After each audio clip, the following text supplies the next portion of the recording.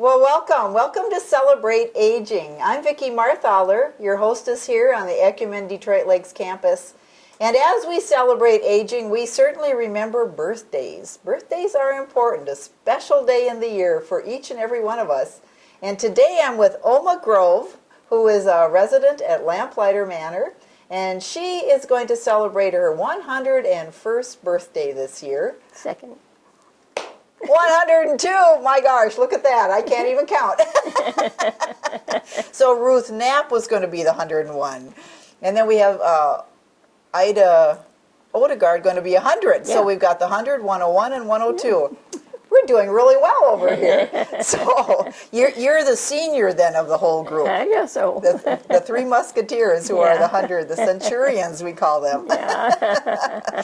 Well, I'm sure people ask you over and over again, Oma, what is the secret to all of that collection of years you have? Oh, I don't know. I guess keep you active, both body and mind. Be interested and curious about things. I like that. That's really good advice. And eat 3 sit-down meals a day. And So many people are eating in their car and running with a apple in their mouth kind of thing. Yeah. Yes, I know. There's something about that being restful while you're eating. yeah. And enjoying the company you have maybe when you're visiting and eating too, right? Yeah. And when the family's together, they talk about what they did during the day and gonna do. Yep, that's how you keep in touch. Yeah. It's called communication. That's good. Now, I noticed that when I came into your room, you have got a beautiful little quilt hanging on the wall, and it says Donald and Oma joined in love. So it has the date September 8th, what does it say? 35. 35. That was the year you were married, I guess. And then it says, and they begat. So here you have a family quilt. Nice. That is so nice. So how many children did you and Donald have? 3 daughters. 3 daughters. Oh, you can't get any better than girls. Girls are great. And so how many grandchildren do you have right now? 14. And great-grands? Oh, about 29, I think. Oh, you are begatting, getting to be quite the nation. 3 to 14 to over 20. Do you have any great-greats? Yeah, about a dozen.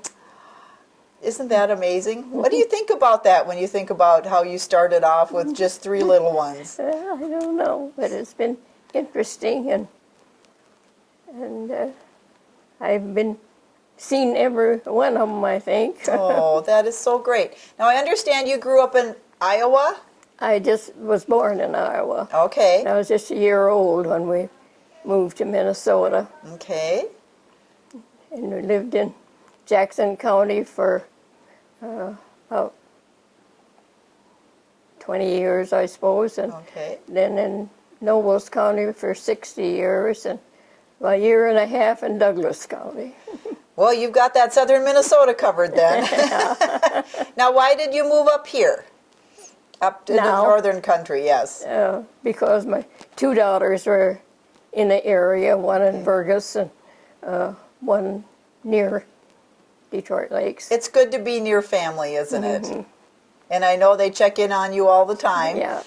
That's good. Did they ever come and share a meal with you? Not now. Not now? I used to go out to their places a lot, but that's a little difficult now. Well, it's nice and cozy warm in here. Kind of hard to leave, especially in this cold winter. Yeah, that's one nice thing. I kept warm. Yes, indeed. You did. So in 102 years, and you said you have worked various jobs as well as, of course, raising your family. Do you have a favorite job that you ever had? No, I don't know. I guess not. I know you just said you did some bookkeeping. Yeah, and I taught country school for a couple of years. You did. And I graduated from the Jackson High School in 1931. 19. And there were 39 of us, and there are 3 of us that are over 100 now. Really? Yeah. Do you keep in touch? Well, I try to. We don't do until about 10 years ago. Maybe we had class reunions all the time. And, That is so great. That is so great. yeah, we had them every 5 years till 50, and after 50, we had them every year. That is just amazing. Well, it's a close-knit group when there's Yeah. 39 of you. Yeah. That's right. So now as you live here at the Lamplighter, I know you do have trouble with your eyes. You have that macular degeneration. And I know you said you're using those books on tapes. Do you enjoy that? Yes. Okay. And I know that you do have the TV, so you probably listen more than you can see, huh? Yeah, and can't listen too good either, but better than seeing. Well, I think you're doing great, Oma, so not to put anything down, that is awesome. So you do keep busy here, and I know that that's a good thing. Yeah, I just miss being with the groups because I can't hear what they're saying and can't see who's there. It kind of feeds into it. Well, I know people with hearing aids or people with hearing loss say crowds are hard because it's hard to differentiate the voices, and so it's better one-on-one. Yeah, That's good. That's good. yeah. So as you were growing up, can you think of your favorite year in your 102 years? Or a favorite time? Oh, I don't know. I guess it was all good times.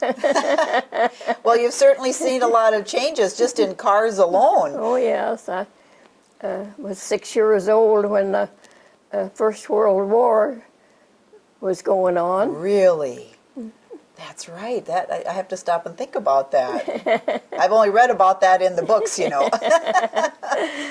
They used to have Red Cross meetings. Ladies in the neighborhood would get together, and the Red Cross would bring out material to wrap bandages and then yarn to make sweaters. And Wow. they made sleeveless sweaters for the soldiers. Really? Knit 'em. That's what my mother did. Well, I know your mom was a crocheter because these two little dolls that you have here, you said your mom probably made one and you made one?